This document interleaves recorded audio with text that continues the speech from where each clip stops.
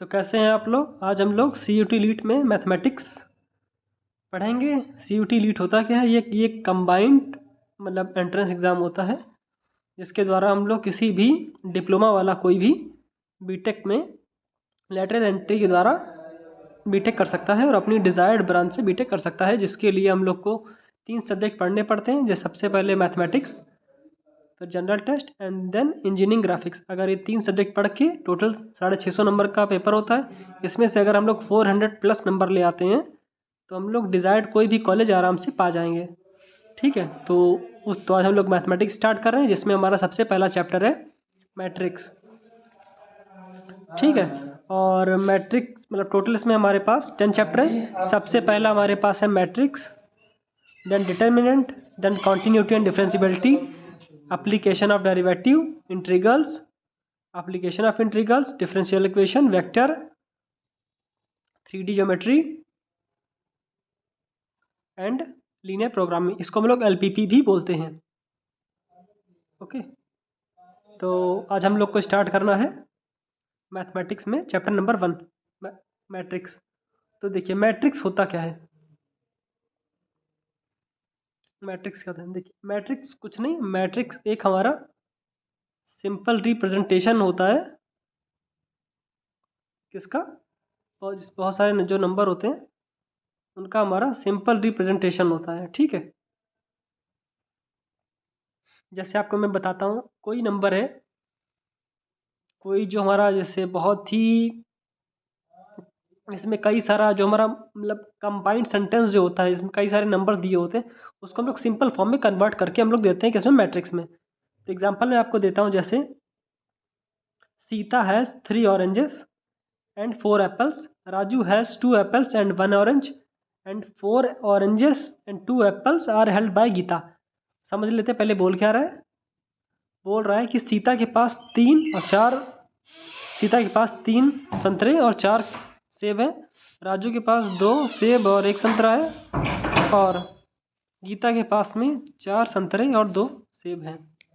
ठीक है, तो इसमें हमको सिंपल फॉर्म में अरेंज करना है। तो अरेंज करने के लिए जैसे ये S से हमने सीता को रिप्रेजेंट किया है, O से ऑरेंज, A से एप्पल, R से राजू एंड G से गीता। तो सीता के पास में हमारे पास 3 ऑरेंज 4 एप्पल, राजू के पास में 2 ऑरेंज 1 एप्पल एंड गीता के पास में 4 ऑरेंज एंड 2 एप्पल हैं। अब देखिए मैट्रिक्स में ये हमारे पास जो कंबाइंड सेंटेंस होता है उसको हम लोग सिंपल फॉर्म में रिप्रेजेंट कर दिया। जैसे देखिए इतना बड़ा सेंटेंस लिखा था, इसको हम लोग सिंपल भाषा में, सीता के पास में 3 ऑरेंज और 4 एप्पल है। तो इसमें हम लोग कोई ये मैंडेटरी नहीं है कि हम लोग कि जो सीता, रिया और जो गीता है इनको हम लोग एक ही साइड में रखें। हम लोग इनको आपस में इंटरचेंज भी कर सकते हैं। ओके, कोई मैंडेटरी नहीं है कि ये इधर ही रहेंगे, ये रो में ही रहेंगे और ये कॉलम में ही रहेंगे। हम लोग आपस में इंटरचेंज भी कर सकते हैं, जैसा मैंने दिखाया है इनको। ठीक है, अब देखिए, अब हमने ऑरेंज और एप्पल को रो में ले लिया और सीता, राजू और गीता को मैंने कॉलम्स में ले लिया। जो इनको बोलते हैं this is rows and this is columns. Okay, और इसको रिप्रेजेंट करने का तरीका भी होता है। सबसे पहले हम लोग रो को लिखते हैं। ठीक है, सबसे पहले रो को, नंबर ऑफ रोज, कितनी रोज है, 3 रोज है तो मैंने 3 लिख लिया, और नंबर ऑफ कॉलम्स कितने, हमारे पास 2 कॉलम्स है तो मैंने 2 कॉलम्स लिख लिए। ओके, अब कभी कभी ये हमारे पास CUT एग्ज़ाम है तो उसमें हमारे पास मल्टीपल चॉइस क्वेश्चन होते हैं, MCQs क्वेश्चन होते हैं, तो इसमें हमको जो लॉन्ग आंसर क्वेश्चन है वो तो पूछेगा नहीं, सिंपल इसी का वो बना के दे देगा कि जैसे ये मैट्रिक्स उसने बना के दे दी और आपसे पूछ लेगा कि इसमें नंबर ऑफ एलिमेंट बता दो। तो कोई काउंट करने की कोई ज़रूरत नहीं, चुपचाप इसके ऑर्डर से हम इसको मल्टीप्लाई कर देंगे। ऑर्डर क्या होता है, रो मल्टीप्लाई कॉलम, उसको हम लोग ऑर्डर बोल देते हैं। तो आप रो को कॉलम से मल्टीप्लाई करके या कॉलम को रो से मल्टीप्लाई करके एलिमेंट्स निकाल सकते हैं, लेकिन इसको जो रिप्रेजेंट करने का तरीका है वो रो मल्टीप्लाई कॉलम ही है। ठीक है, अब देखिए, अब हम लोग बात करेंगे मैट्रिक्स के जनरल फॉर्म की। तो जो मैट्रिक्स का जनरल फॉर्म लोग लिखते हैं A11, A12, A dash dash dash A1n। अब A11 क्या है, यहाँ पर A11 जहाँ पे हमारा 1 है ये फर्स्ट रो है, और ये दूसरा 1 है ये फर्स्ट कॉलम है।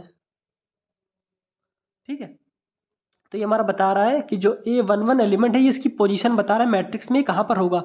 A11 तो ये हमारा पहली रो के पहले कॉलम में होगा। ओके, A11 A12 आगे अगर आता तो A13 A14 dash dash A1n।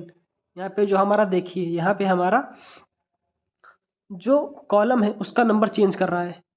ये तो कॉलम था, कॉलम का नंबर चेंज हो रहा है तो डैश डैश डैश कहाँ तक जा रहा है, n तक जा रहा है।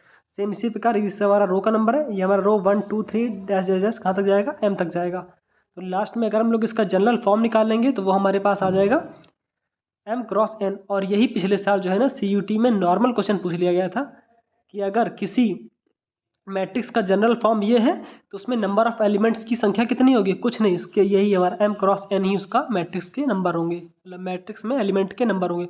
इतना इजी से क्वेश्चन पूछ लिया था और बहुत लोग गलत करके चले आए थे। ठीक है, तो इसका हमारा आंसर क्या हो जाएगा, m क्रॉस n। ये आपको मैट्रिक्स बना के दे देगा और पूछ लेगा कि इसमें नंबर ऑफ एलिमेंट की संख्या बता दीजिए। तो कुछ नहीं करना है, इसका जो ऑर्डर हो, जो भी इसका ऑर्डर होगा, रो मल्टीप्लाई कॉलम, अगर उसको मल्टीप्लाई करने वाला हो तो मल्टीप्लाई करके दे दीजिए।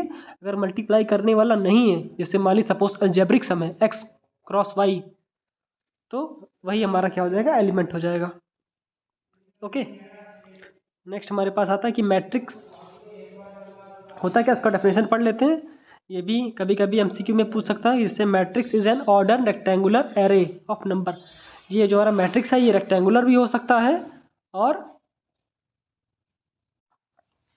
जो मैट्रिक्स होता है वो हमारा रेक्टेंगुलर भी हो सकता है, स्क्वायर भी हो सकता है। मैट्रिक्स हमारा रेक्टेंगुलर और स्क्वायर किसी भी शेप का हो सकता है। ठीक है, और जो उस हमारा रेक्टेंगुलर और स्क्वायर शेप के अंदर जो एलिमेंट होते हैं उनको हम लोग मैट्रिक्स की एंट्रीज या एलिमेंट कहते हैं। ओके, मैंने आपको बता ही दिया कि A11 में जिसमें हमारा पहला वाला होता है ये हमारा रो होता है, जो दूसरा वाला होता है वो कॉलम होता है। ओके, ये भी पूछ लेता है MCQs में। अब नेक्स्ट सिंपल भाषा में हमसे पूछता है कभी कभी कि मैट्रिक्स और डिटरमिनेंट, जो भी मैं आपको बता रहा हूँ इन सब का MCQ बन सकता है। पूछ देगा कि जो मैट्रिक्स होता है और डिटरमिनेंट में डिफरेंस क्या है। तो जो मैट्रिक्स में कॉलम और रोज आपस में इक्वल हो भी सकते हैं और नहीं भी हो सकते हैं। सुन लीजिएगा, जो मैट्रिक्स में जो कॉलम और रो आपस में इक्वल हो भी सकते हैं और नहीं भी हो सकते हैं। और डिटरमिनेंट तो कन्फर्म है कि जो रो इक्वल टू कॉलम होना ही है, 2 क्रॉस 2। ये हमारा मैट्रिक्स भी हो सकता है, डिटरमिनेंट भी हो सकता है। देखिए जैसे 2 क्रॉस 3 है, ये हमारा मैट्रिक्स हो सकता है पर डिटरमिनेंट कभी नहीं हो सकता। ये नॉर्मल ऐसे क्वेश्चन पूछ लेता है कि ये हमारा डिटरमिनेंट है या मैट्रिक्स है, तो आपको तुरंत बोल देना है कि ये मैट्रिक्स है। और ये मैट्रिक्स और डिटरमिनेंट दोनों हो सकता है। ओके, एक और नॉर्मल पिछली बार क्वेश्चन पूछा गया कि जो हमारा मैट्रिक्स होता है वो क्या ज़ीरो हो सकता है। तो हाँ, मैट्रिक्स हमारा ज़ीरो हो सकता है बट डिटरमिनेंट हमारा कभी भी मतलब ज़ीरो डिटरमिनेंट नहीं होता कभी, मतलब ऐसा आपको इसके अंदर ये ज़ीरो लिख के नहीं आएगा, पर हाँ इसका वैल्यू ज़ीरो होता है।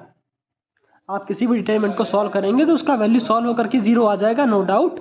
लेकिन जो मैट्रिक्स होता है वो ज़ीरो मैट्रिक्स होता है, पर जो डिटरमिनेंट होता है वो ज़ीरो नहीं, तो उसको सॉल्व करने के बाद में ज़ीरो आएगा। ओके, और जो मैट्रिक्स है उसको हम लोग इस सिंबल से रिप्रेजेंट करते हैं।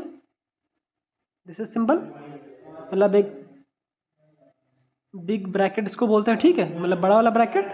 और जो डिटरमिनेंट है उसको हम लोग इस सिंबल से रिप्रेजेंट करते हैं। तो आज के लिए इतना ही। नेक्स्ट क्लास में हम लोग टाइप्स ऑफ मैट्रिक्स एंड उससे रिलेटेड कुछ प्रॉब्लम सॉल्व करेंगे। देन एंजॉय द डे, मिलते हैं नेक्स्ट क्लास में, बाय बाय।